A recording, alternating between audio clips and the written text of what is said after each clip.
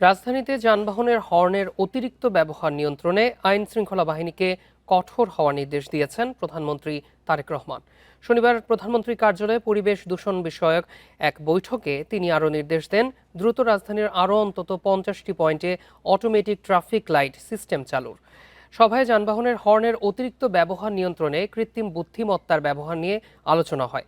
এ সময় ইটভাটার বায়ু দূষণ রোধে কার্যকর ব্যবস্থা গ্রহণের সিদ্ধান্ত হয়। ইট উৎপাদনে পরিবেশ বান্ধব বিকল্প প্রযুক্তি ব্যবহারের উপর জোর দেন প্রধানমন্ত্রী। বৈঠকে রাজধানীর সড়ক থেকে ফিটনেসবিহীন, মেয়াদোত্তীর্ণ ও পরিবেশ দূষণকারী বাস, ট্রাক ও অন্যান্য যানবাহন দ্রুত অপসারণের জন্য উদ্যোগ নিতে বলেন প্রধানমন্ত্রী।